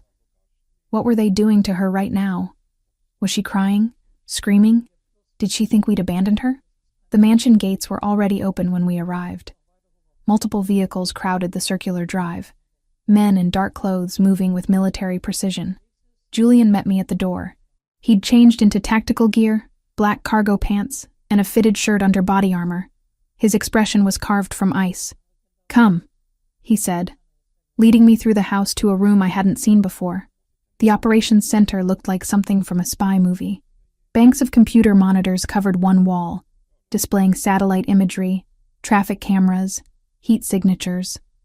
Half a dozen men worked at keyboards, voices overlapping in rapid-fire Italian and English. Valentina stood in the corner, rosary beads clutched in her weathered hands, lips moving in silent prayer. Show me, Julian ordered. One of the technicians pulled up the video I'd received. Julian watched it once, face expressionless, then gestured for the tech to freeze on a frame showing the warehouse interior. Background details, he said, pointing. That window configuration. The rust pattern on those pipes. Cross-reference with known Russian holdings in Newark. On it, the tech replied, fingers flying across the keyboard. Julian turned to me. The video was sent 40 minutes ago based on metadata. They're following standard kidnapping protocol, establishing control before making demands. They want your ports. I forced the words past my tight throat. Are you going to give them what they want? No. Simple. Absolute. Because if I negotiate, Riley becomes a template. Every enemy I have will know they can take what's mine to force compliance. She's not yours. The protest came automatically. His dark eyes met mine with an intensity that made my breath catch. Yes, she is. The moment I decided she was. And more importantly, she's yours. That makes this non-negotiable. One of the monitors flashed. Boss, I've got something. 3 warehouses in Newark match the window configuration. Running thermal imaging now. We watched as satellite feeds appeared, showing heat signatures in and around the buildings. The first 2 showed normal activity patterns. The third showed something different. There, the tech zoomed in. 12 heat signatures inside, clustered defensive positions. One smaller signature separated from the group. My heart lurched. That's her. That has to be her. Julian studied the screen with a focus that was almost predatory. Timestamp on when they gathered there? First activity spike was 4:32 this afternoon. The tech reported. Matches our timeline. Want me to confirm with traffic cam footage? Do it. 3 minutes later, we had confirmation. A dark SUV with obscured plates had been caught on camera entering the warehouse district at 3:58, 12 minutes after Riley's school dismissal. That's our target. Julian turned to address the room. Alpha team preps for immediate deployment. Beta team maintains perimeter once we breach. No one leaves that building alive except our people and the girl. The casual way he ordered executions should have horrified me. Instead, I felt savage satisfaction. These men had taken my daughter. They deserved whatever was coming. I'm going with you, I said. No. She's my daughter, which is exactly why you're staying here. Julian's tone brooked no argument. You're emotionally compromised. You'd be a liability in the field. Riley needs her mother alive, not caught in crossfire. Then what am I supposed to do? Sit here and watch? Yes. He moved closer, lowering his voice. You watch every screen. You see the moment we secure her. And when this is over, when she's safe, you're the first face she sees. Not mine. Yours. The logic was sound even as everything in me screamed to go to her. I nodded jerkily. Julian touched my shoulder briefly, the only concession to comfort he'd allow himself. Then he was all business again, issuing rapid commands to his team. 15 minutes later, a convoy of 4 black SUVs left the property. I watched them go through the window, then returned to the operations center where multiple screens now showed dashboard cameras from the vehicles. Valentina appeared at my side with a glass of water I didn't remember wanting. He will bring her home, she said quietly. My son does not fail when family is at stake. She's not his family. She is the child my son protects. That makes her DeLuca, whether papers say so or not. Valentina squeezed my hand. And you, Megan, you are also family now. These men took what is ours. They will learn why that was a mistake. The convoy reached the warehouse district as dusk fell. Through night vision cameras, I watched Julian's team stack up at multiple entry points. His voice came through the speakers, calm and controlled. Thermal shows no change in positions. They're not expecting us yet. Alpha breaches in 60 seconds. All teams confirm ready. A chorus of affirmatives. My fingernails dug into my palms hard enough to break skin. 30 seconds. Weapons free on confirmed hostiles. Priority 1 is locating the child unharmed. Priority 2 is intel. Priority 3 is nobody leaves breathing. I stopped breathing myself. Breach. The world exploded into chaos. Multiple camera feeds showed doors being kicked in simultaneously. Muzzle flashes lighting the darkness, shouted commands in English and Italian. The staccato crack of gunfire filled the speakers. One camera, mounted on Julian's helmet, showed his point of view as he moved through the warehouse with lethal efficiency. 2 men appeared from behind a stack of crates. Julian fired 3 times. Both dropped. North corridor clear, someone reported. East side, 2 tangos down, another voice. Office section ahead, Julian said. Heat signature still there. Hasn't moved. Please let her be okay. Please let her be alive. The helmet camera showed Julian approaching a closed door. He signaled to the men behind him, held up 3 fingers. 3, 2, 1. The door exploded inward. Julian swept into the room, weapon raised. For a heart-stopping moment, the camera showed nothing but overturned furniture and shadows. Then it tilted down. Riley sat in the corner exactly as she'd appeared in the video, tied to a chair, duct tape over her mouth. But her eyes, when they found the camera, went wide with recognition. Target acquired, Julian said, his voice rougher than before. She's alive. She's okay. A sob tore from my throat before I could stop it. Valentina's arm went around my shoulders as my knees buckled. On screen, Julian holstered his weapon and crossed to Riley in 3 long strides. His hands, so deadly moments before, were gentle as he peeled the tape from her mouth. Riley, he said softly. It's me. You're safe now. She stared at him for 1 long second, like she couldn't believe he was real. Then she threw herself forward, chair and all, trying to reach him. Julian caught her, wrapping his arms around chair and child together. One of his men moved in with a knife, cutting the ropes.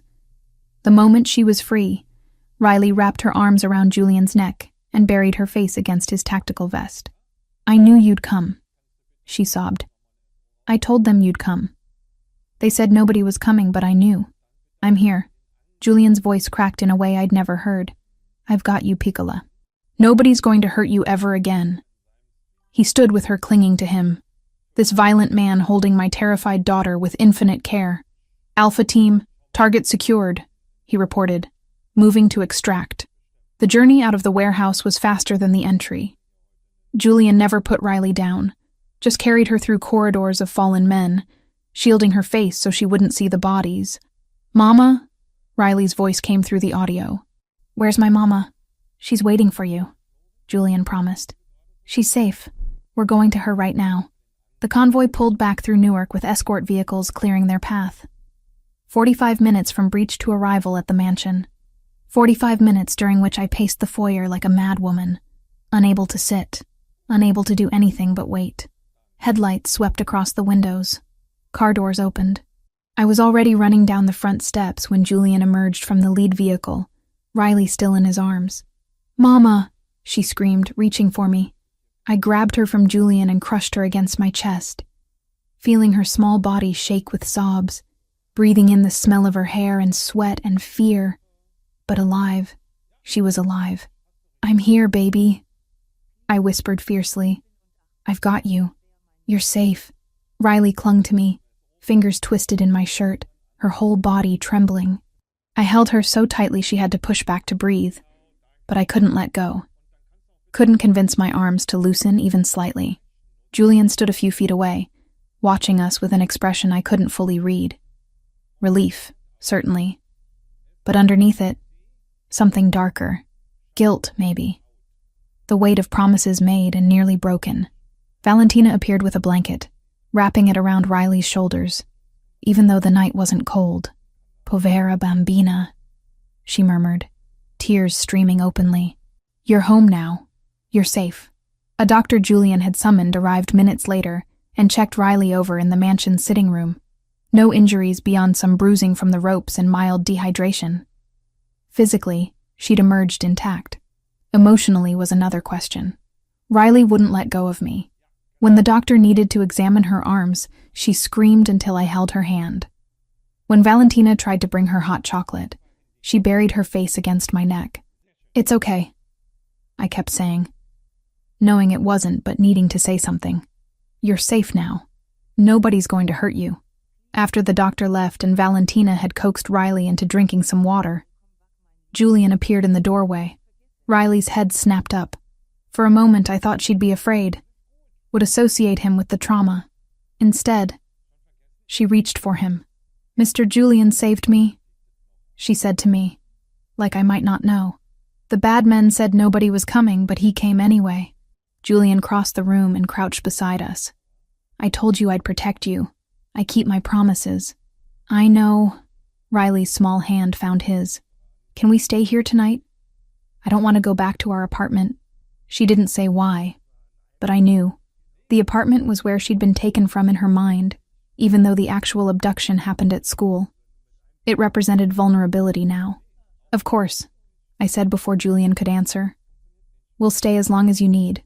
Julian's eyes met mine over Riley's head. In that moment, I understood that something had fundamentally shifted between us. He'd gone to war for my daughter, had killed for her, had risked everything to bring her home. How did I walk away from that? How did I maintain distance from a man who'd proven beyond doubt that he'd burn down the world to keep us safe? The answer was simple and terrifying. I couldn't. "The guest room is prepared," Julian said quietly. "Top of the stairs, second door on the right. Whatever you need. Ask Valentina or Anthony." Riley was already falling asleep against my shoulder, the adrenaline finally crashing. I carried her upstairs, Julian trailing behind us like a silent guardian. The guest room was beautiful and comfortable, but more importantly, it had a lock on the door and windows that opened onto nothing but a sheer wall. Safe. I laid Riley in the enormous bed and crawled in beside her. She immediately curled against me, one hand fisted in my shirt. Julian stood in the doorway, backlit by the hallway light, looking like he wanted to say something but couldn't find the words. "Thank you," I finally said, "for bringing her home, for everything." "Don't thank me." His voice was rough. "This happened because of me, because I made you visible, because they knew taking her would hurt me. You saved her. After putting her in danger in the first place." He scrubbed a hand over his face, exhaustion and guilt etched into every line. "Megan, tomorrow," I interrupted. "Whatever you need to say, we'll deal with tomorrow. Tonight she's home and safe. That's all that matters." He nodded slowly, then stepped back into the hallway. "Lock the door. Anthony's posted outside. Nobody gets in without going through him first." After he left, I did lock the door. Then I held my daughter and listened to her breathe until exhaustion finally claimed me too. Tomorrow would bring questions, consequences, and decisions I wasn't ready to make. But tonight, Riley was alive in my arms, and I'd never forget the sight of Julian DeLuca carrying her out of that warehouse like she was the most precious thing in his world, because I was starting to realize that to him, she was, and so was I. Riley woke screaming at 2 a.m. I'd been dozing fitfully beside her, hyper-aware of every sound, every shadow. The moment her cry pierced the darkness, I was awake, pulling her against me. "It's okay, baby. You're safe. I'm here." She sobbed into my shoulder, small body shaking. "They're going to come back. They said they'd come back if Mr. Julian didn't do what they wanted. They're not coming back." I stroked her tangled hair, trying to sound confident. Mr. Julian made sure of that. But even as I said it, doubt crept in. Julian had rescued her, but he'd admitted one man escaped. Kozlov himself, probably, the head of the snake still slithering free. A soft knock at the door made me tense. "Megan?" "It's Julian."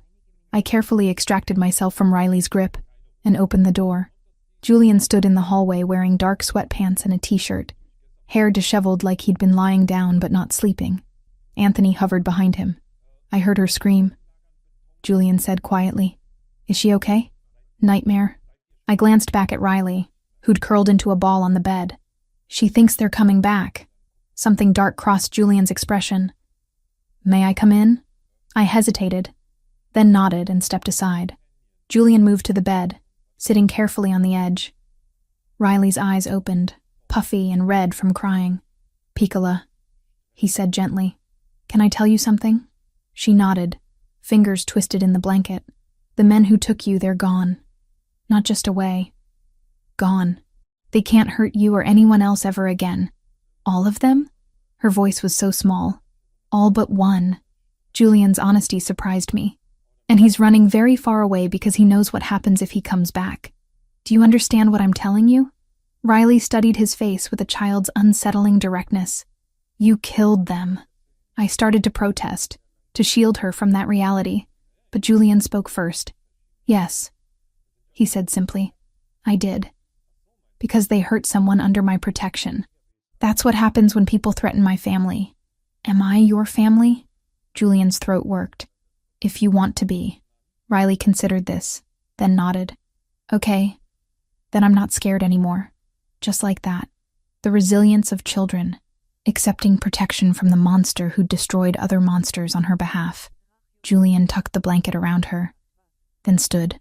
"Try to sleep. Anthony's outside the door. I'm down the hall. Nothing gets past us." After he left, Riley settled back against me. Within minutes, her breathing evened out into genuine sleep.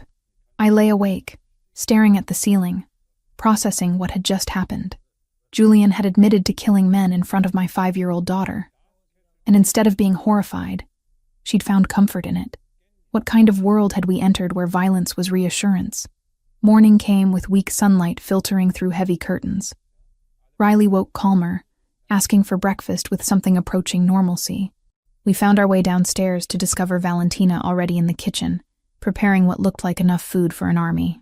"Buongiorno," she said warmly, pulling Riley into a hug. "How did you sleep, Cara?" "Better after Mr. Julian came." Riley climbed onto a stool at the kitchen island. "He said the bad men are gone forever."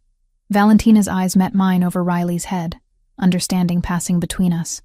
"Yes, well, Julian is very good at making sure bad people don't bother his family." Over pancakes and fruit, Riley gradually relaxed. She told Valentina about the warehouse, about being scared, about how she'd known Julian would come because he'd promised. I let her talk, watching color return to her cheeks, seeing her process the trauma in the way children do, direct and matter-of-fact. Julian appeared around 10, freshly showered and dressed in dark jeans and a gray Henley. He looked less like a Mafia boss and more like a dangerously attractive man who happened to command an army. "Can I borrow your mama for a few minutes?" he asked Riley. She looked at me for confirmation. I nodded. "Stay with Valentina. I'll be right back." Julian led me to his office and closed the door. The room felt different in daylight, less intimidating.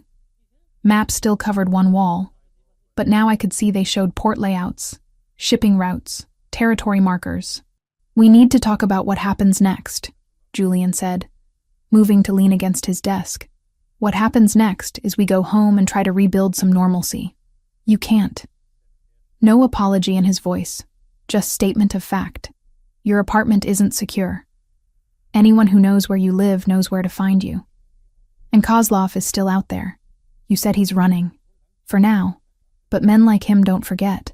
They don't forgive. Riley is a loose end, and so are you. He crossed his arms. Until I eliminate the threat permanently, you're staying here. You can't just order us to live with you. I'm not ordering. I'm stating reality. His dark eyes held mine. Do you want to take Riley back to that apartment and wonder every time you hear footsteps in the hallway if it's him? Wonder if the car following you is surveillance or attack? Second guess every stranger on the street? The scenarios he painted made my stomach clench. Because he was right. I'd never feel safe there again. How long? I asked. However long it takes. That's not an answer. It's the only one I have. He moved closer.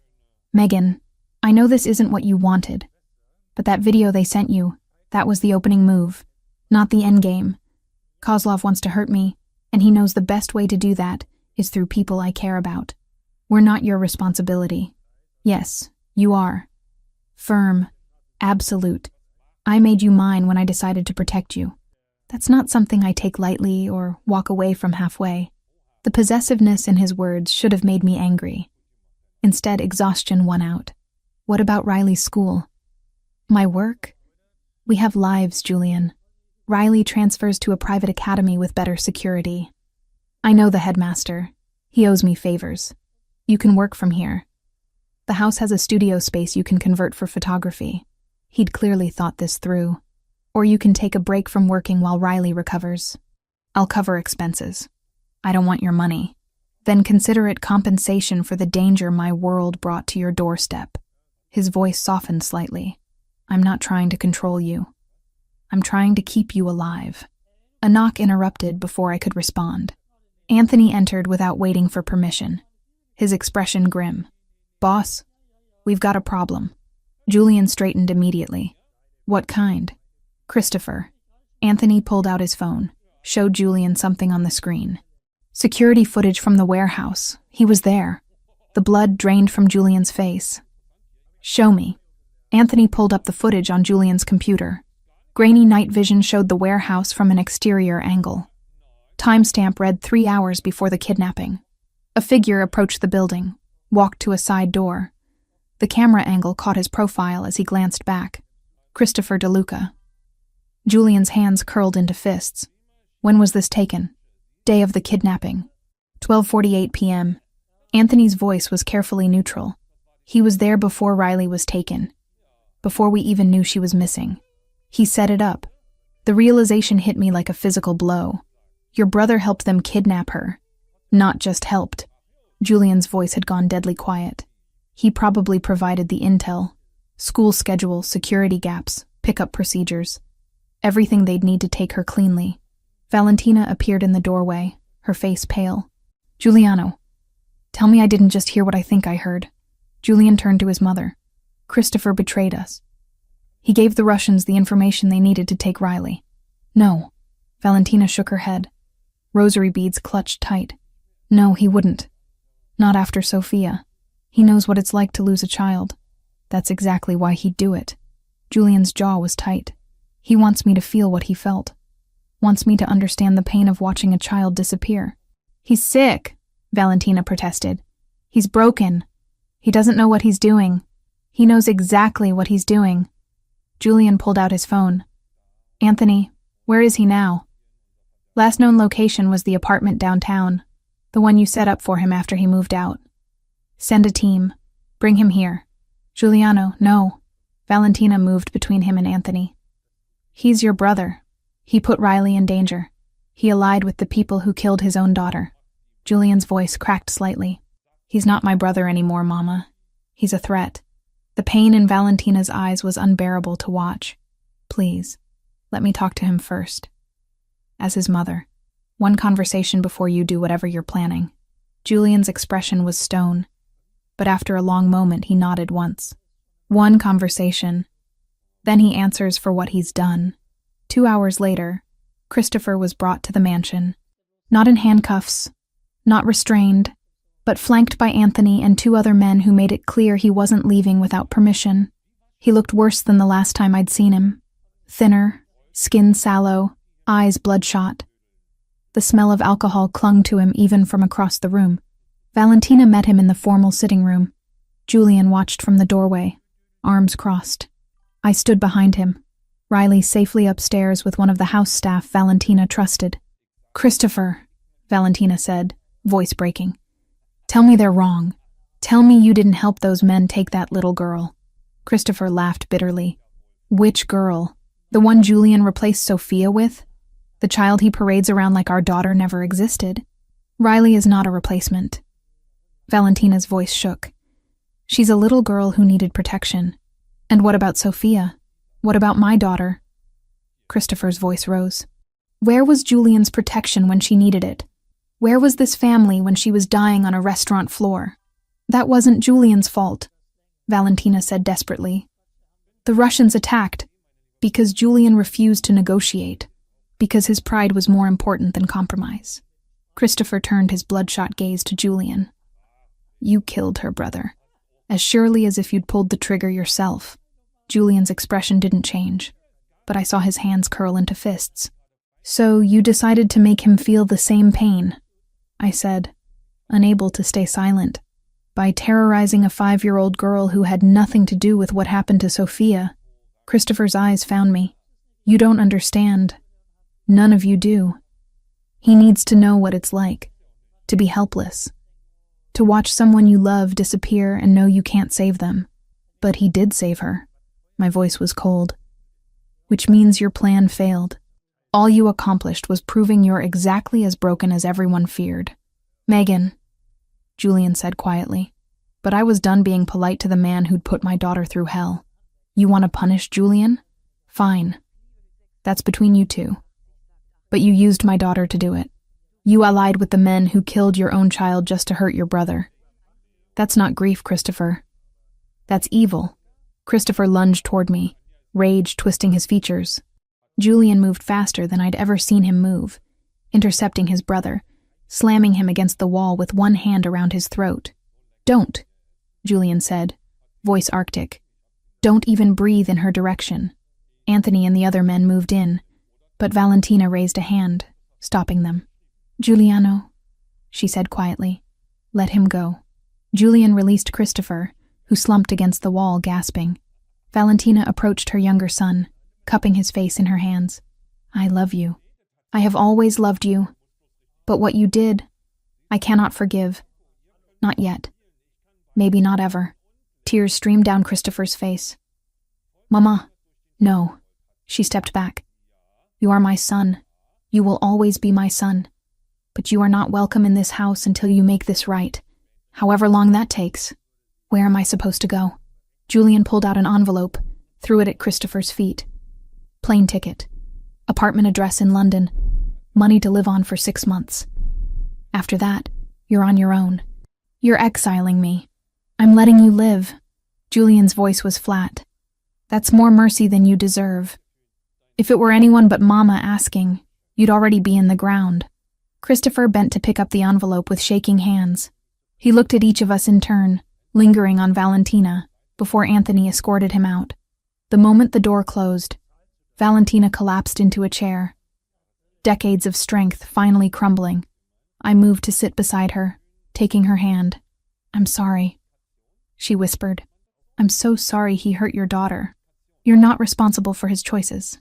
But I am his mother. I raised him. Where did I fail so badly that he became this?" Julian knelt in front of her, taking her other hand. "You didn't fail, Mama. Christopher failed himself. He chose grief over healing, chose revenge over family. That's not your fault." Valentina pulled both of us close, holding on like we were lifelines in a storm. Later, after Valentina had gone to rest, and Julian had disappeared to handle whatever aftermath came from exiling his brother, I found myself in the garden. Riley played on the grass nearby, laughing as a puppy Valentina kept chased her in circles. Normal child sounds, so at odds with the violence surrounding us. Anthony appeared at my side. "Ms. Collins." "Megan," I corrected automatically. "Megan." He nodded. Boss wanted me to tell you the threat level just dropped significantly. With Christopher gone and the Russians scattered, you're considerably safer, but not completely safe. No, his honesty was refreshing. Kozlov's still out there, but he's weakened. Lost his inside source, lost his men, lost his leverage. He'll rebuild, but it'll take time. Months, maybe longer. Long enough to feel like we can breathe again? That's up to you to decide. Anthony glanced at Riley. For what it's worth, I've worked for Julian for 8 years. Seen him lose people, gain people, make hard calls most men couldn't live with. And I've never seen him look at anyone the way he looks at you and your daughter. What way is that? Like he'd burn the world down if it meant keeping you safe. Anthony's expression was unreadable. Just thought you should know. He walked away, leaving me to watch Riley play and wonder how I'd gotten here. How a chance encounter in a cafe had led to this moment where a mafia boss's protection felt less like a cage and more like home. The answer scared me more than the danger ever had, because somewhere along the way, I'd stopped wanting to leave. 3 months passed in a blur of domesticity I'd never expected to experience. Riley thrived at her new private school, making friends and laughing again. Her nightmares came less frequently, and when they did, she'd pad down the hallway to where Julian worked late, climbing into his lap until the fear passed. I'd converted the mansion's sunroom into a photography studio, taking on select clients while building a portfolio that actually reflected my skill rather than desperation. Money was no longer a constant source of panic. And Julian. Julian was everywhere and nowhere, always present even when business took him away for days at a time. We hadn't discussed what we were to each other, hadn't labeled the way his hand found my lower back when we walked together, or how I'd started waiting up for him when he worked late, how Riley called him Julian, but meant something closer to Dad. It was easier not to name it. Safer. Ryan's custody case had dissolved without trial. His lawyers withdrew after Victoria Hale presented evidence of his violent history that somehow kept multiplying. Julian's doing, undoubtedly, though he'd never admitted it. The Russians remained quiet. No attacks, no threats, no sign of Kozlov beyond intelligence reports that placed him somewhere in Eastern Europe, licking his wounds. Life felt almost normal. Almost. I knew it couldn't last. The realization came on a Tuesday afternoon. Riley was at school, I was editing wedding photos, and Julian was supposedly handling business at the port. But something felt wrong, a tension in the air that reminded me of the days before the kidnapping. My phone buzzed. Julian's name on the screen. Come to my office. Now. No explanation. No pleasantries. Just command. The kind he used when situations were critical. I found him standing at the windows overlooking the garden, shoulders tight with tension. Anthony stood nearby, along with 2 men I recognized from Julian's security team. What's wrong? I asked. Julian turned, and the look on his face made my blood run cold. Kozlov is dead. I blinked. That's good news, isn't it? The threat's eliminated. It would be. Except he didn't die from natural causes. Julian pulled up something on his computer, turned the monitor so I could see. Grainy security footage showed a man slumped in a chair, blood pooling beneath him. He was executed. Professional hit, clean and efficient. 2 days ago in Prague. Who killed him? That's the question. Julian's jaw was tight, because whoever did it left a calling card. He zoomed in on the image. On the wall behind Kozlov's body, someone had spray-painted a symbol, a crown over crossed swords. What does it mean? I asked. It's the mark of the Bellini family. Italian organized crime, based in Naples, but with operations throughout Europe. Julian rubbed his face tiredly. They're old school, powerful, and they don't make moves without strategic purpose. Why would they kill Kozlov? That's what I need to figure out. He looked at Anthony. Has there been any communication? Nothing direct, but word on the street is the Bellinis are consolidating territory. They've been moving against Russian interests across Europe for the past 6 months. And now they've made a statement by taking out one of the most connected Russian operators in the game. Julian's voice was grim. Which means they're sending a message. To who? I asked, though dread was already settling in my stomach. Julian's eyes met mine. To me. The Bellinis know about the conflict with Kozlov. They know he targeted my family. By killing him, they're either offering alliance or announcing their intention to fill the power vacuum he left. How do you know which? I don't. Yet, he turned back to Anthony. Increase security at all properties. Double the guards on Riley's school. And find out everything you can about Bellini movements in the US over the past year. After Anthony left, Julian moved to pour himself a drink from the crystal decanter on his desk. His hands were steady, but I could see the tension in his shoulders. This never stops, does it? I said quietly. One threat ends, another begins.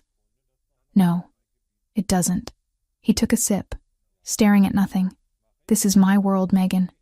It's always been this way, and you want us to stay in it. I want you to be safe. He turned to face me.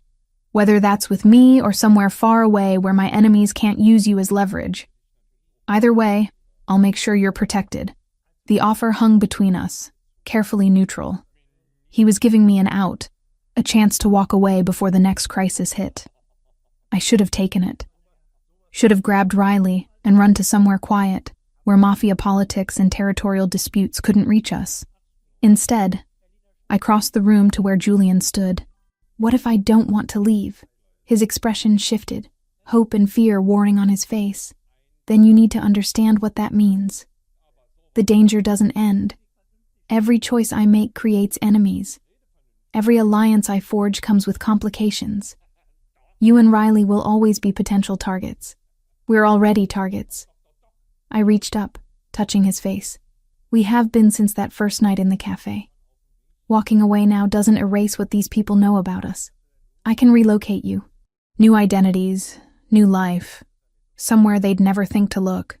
And never see you again? The words came out more vulnerable than I'd intended. Never watch Riley learn Italian from you? Or see Valentina spoil her with pastries? Just disappear and pretend none of this happened? You'd be alive. Safe. We'd be alone. I held his gaze. Riley's lost enough already. She lost her father to violence and substance abuse. Lost the only home she'd known when we fled. Now she's finally found stability. Found family. You want me to rip that away from her? I want her to grow up. His voice broke slightly. To have a future that isn't overshadowed by my choices. Then make different choices. The solution seemed so simple in my mind. You've consolidated territory, eliminated threats, established dominance. What if instead of always preparing for the next war, you worked toward actual peace? Julian laughed bitterly. Peace isn't possible in my world. Why not? Because no one's tried? Or because trying means admitting you're tired of the violence? The words landed like a physical blow. Julian set down his glass, hands gripping the desk edge. You don't understand what you're asking. Then explain it to me. He was silent for a long moment. When he finally spoke, his voice was raw. My father spent his entire life building what I now control. He died defending it. My sister was murdered by rivals who saw weakness. Sophia, Christopher's daughter, caught in crossfire from a war I could have prevented. Every person I've loved has paid the price for this world. And you think I'll be next? I moved closer. Or Riley.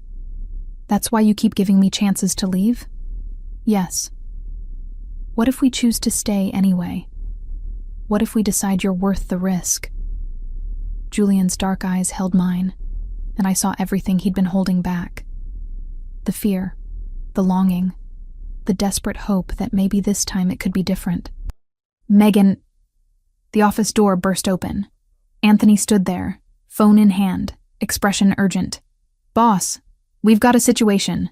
A courier just delivered this to the front gate. He held up an envelope, expensive cream paper with a wax seal. The symbol pressed into the wax was unmistakable. A crown over crossed swords. Julian took the envelope, broke the seal, pulled out a single card. His expression went carefully blank as he read. What does it say? I asked. It's an invitation. He handed me the card. To a meeting. Tonight. At the Bellini family's estate upstate. I read the elegant script. It says they wish to discuss matters of mutual interest regarding territorial arrangements and future cooperation. It's a power play. Julian took the card back. They've eliminated my enemy. Now they want to negotiate how we divide the spoils. Are you going? I have to. Refusing would be seen as weakness, an invitation for them to move against me directly. He looked at Anthony. Full security detail. I want routes scouted, exits identified, backup teams staged within 5 minutes of the location. Already on it, Anthony replied. After he left, Julian turned to me. I need you to take Riley and go to the safe house in Connecticut. Anthony will drive you. Leave within the hour. No. He blinked. This isn't a discussion. You're right. It's not. I crossed my arms. You don't get to send us away every time there's danger. If we're doing this, if we're really staying, then we deal with it together. Megan, these people are potentially your new allies, according to that invitation. So go to your meeting. Do your negotiation. Come home safe. I softened slightly. We'll be here when you get back. Riley and I will have dinner with Valentina, watch a movie, be completely normal. Show these Bellini people that you have something worth fighting for beyond territory and pride. Julian stared at me for a long moment. Then, slowly, he pulled me against him, arms wrapping tight. When did you become so brave? He murmured against my hair. The day I realized running wasn't keeping us safe. I pulled back enough to meet his eyes. So go. Handle your business. Then come back and tell me how it went. And if it goes badly, then Anthony will get us to safety while you burn everything down. I managed a small smile.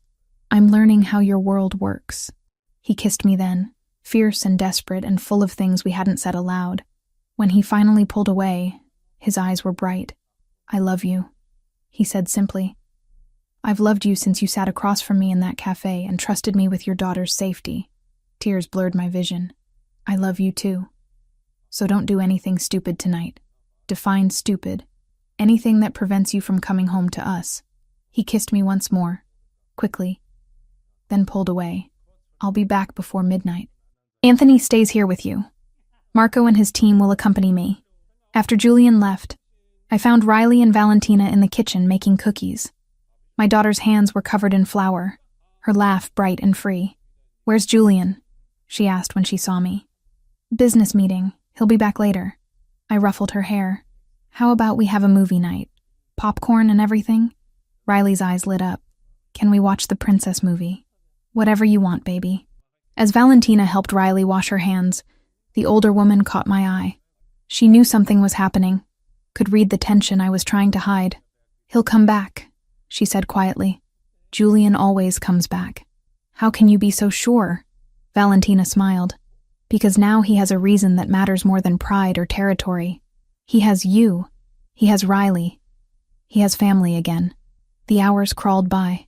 We watched the movie, ate too much popcorn, and Riley eventually fell asleep curled against my side. I carried her up to bed, tucked her in, and then returned to the living room where Valentina had made tea. He should have called by now, I said, checking my phone for the 20th time. These things take time. Valentina poured tea with steady hands. Negotiations, posturing, establishing dominance. It's all part of the dance.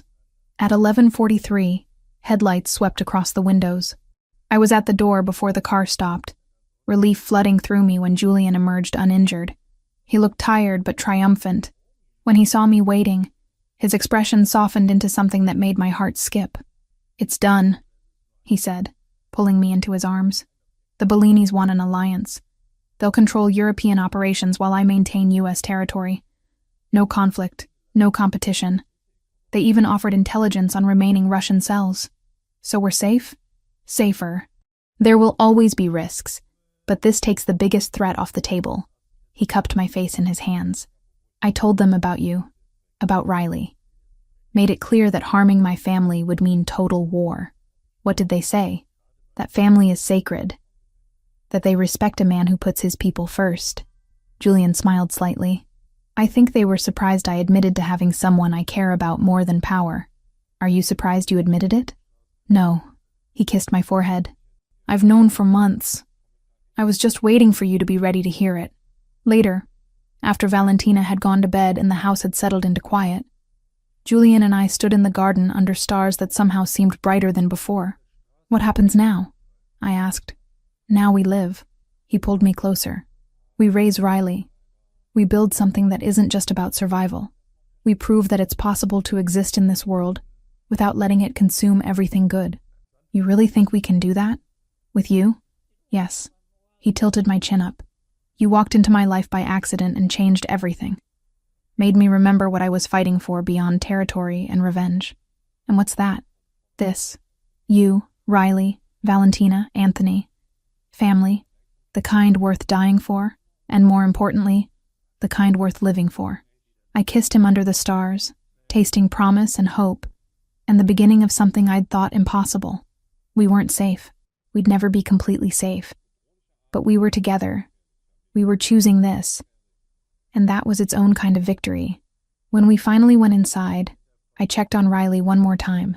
She slept peacefully, blonde curls spread across her pillow, secure in the knowledge that she was protected and loved.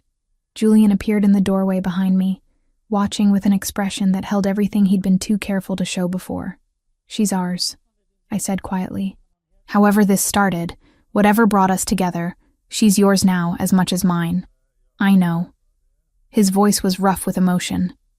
From the moment I saw her shivering in that cafe, I knew I'd protect her. I just didn't realize I'd end up loving both of you. We stood there together, watching Riley sleep, and I understood that this was what mattered.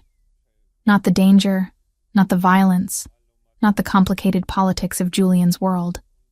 This moment, this family we'd built from chance and necessity and choice.